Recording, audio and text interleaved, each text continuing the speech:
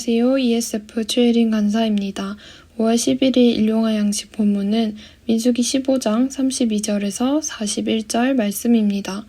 오늘 본문은 크게 두 가지 내용으로 나뉘어집니다. 먼저 첫 번째는 안식일에 일한 사람에 대한 내용입니다. 이스라엘 백성이 광야에 있을 때 어떤 사람이 안식일에 나무하는 것을 발견하게 됩니다. 그리고 그들은 모세와 아론과 온 회중 앞으로 그를 데려갔고 어떻게 해야 할지 몰라 그를 가두었습니다. 어떤 처분을 내리실지 응답을 기다리는 그들에게 하나님께선 그 사람을 진 밖에서 돌로 쳐서 죽이라고 명하십니다.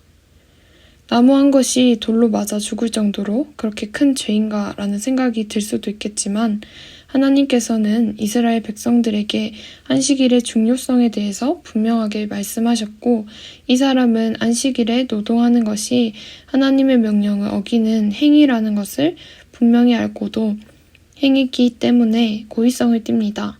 하나님께서는 사람이 부지 중에 지은 죄에 대해서는 제사를 드림으로 용서받을 수 있도록 하셨지만 이렇게 의도적으로 지은 죄에 대해서는 엄중하게 다루신다는 것을 알 수 있습니다.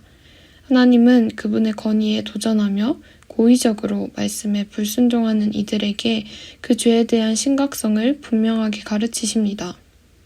32절에서 36절까지의 말씀은 우리에게 안식일의 중요성과 죄에 대한 경각심을 일깨워 줍니다. 안식일은 하나님께서 사람을 위해 친히 만드신 날입니다. 이스라엘 백성들은 바로의 통치 아래서 안식 없이 애굽의 노예로 살아왔습니다. 그래서 하나님께서는 광야 생활 가운데 그들에게 안식을 가르치셔야만 했습니다. 그래서 안식일을 통해 그들이 노예의 정체성이 아니라 하나님의 자녀라는 정체성을 가지고 살아가도록 준비시키셨고 하나님과의 교제를 통해서 회복할 수 있도록 하셨습니다. 오늘날 대부분의 사람들이 너무나 바쁘게 살아갑니다. 이 사회는 우리에게 삶을 돌아볼 여유조차 허락하지 않는 것 같습니다.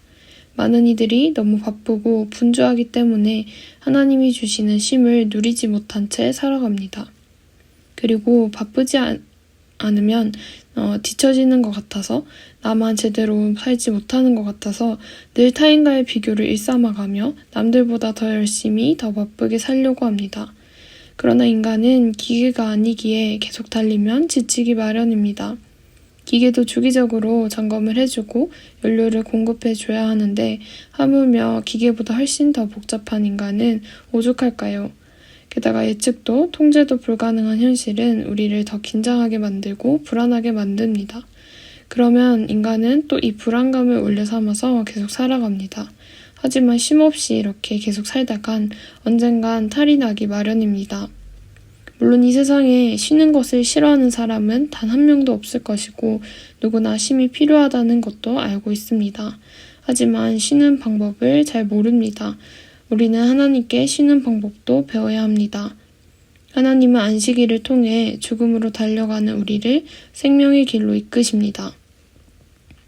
본문에서 나무를 한 사람이 안식일에 나무를 한 이유에 대해서 알 수는 없겠지만 아마도 그는 스스로 자신의 필요를 채우려고 했던 것 같습니다. 물론 살아가면서 우리가 노력해야 하는 부분도 분명히 있습니다. 하지만 사람의 노력에는 한계가 있고 아무리 노력해도 채워지지 않는 것이 있습니다. 그런 우리에게 하나님은 우리의 모든 필요를 채우실 것을 신뢰하며 살아가길 원하십니다. 우리에게 가장 필요한 것을 아시고 채우시는 하나님을 바라보고 신뢰할 때 그때야 비로소 우리는 안식을 누릴 수 있게 됩니다. 그리고 두 번째 내용인 37절 말씀부터는 하나님께서 모세에게 이스라엘 자손들의 옷자락 끝에 술을 만들고 청색끈을 그 기의 술에 더하라고 명하시는 장면이 나옵니다. 이렇게 말씀하신 것은 그들이 일상적으로 늘 걸치고 다니는 옷의 술을 보면서 항상 하나님의 말씀을 기억하고 죄에 빠지지 않도록 경고하시기 위함이었습니다. 사람은 주위 환경에 많은 영향을 받으며 살아갑니다. 모든 유혹과 죄는 내가 경험한 데서부터 일어난다는 말씀을 들어본 적이 있습니다. 사람은 보지 않고 듣지 않고 경험하지 않은 것에 대해서는 유혹을 받지 않습니다. 그래서 사단은 내가 보는 것과 듣는 것을 통해서 우리의 시선을 하나님이 아닌 다른 것으로 돌리게 합니다. 그게 무엇이든 간에 하나님을 바라보지 않게 하는 것이 목적입니다. 그래서 하나님은 이스라엘 자손들을 보호하시기 위해 늘 하나님을 떠올릴 수 있도록 시각적 장치를 마련하셨습니다. 오늘날 우리에게 하나님을 떠올리게 하는 것은 무엇일까요? 바로 말씀입니다. 그러나 너무나 쉽게 하나님의 말씀을 망각하는 우리이기에 끊임없이 하나님 자신을 우리에게 보여주신 이 말씀을 늘 묵상해야 합니다. 우리가 하나님을 잠잠히 바라보고 그분의 말씀을 묵상할 때 하나님께서 우리를 위해 이루신 일에 대해 기뻐하며 안식을 누릴 수 있습니다. 오늘도 말씀 앞에 나온 모든 일용할 양식 구독자 여러분, 하나님께서 우리에게 주신 이 말씀을 주야로 묵상함으로 하나님을 바라보는 하루가 되시길 소망합니다.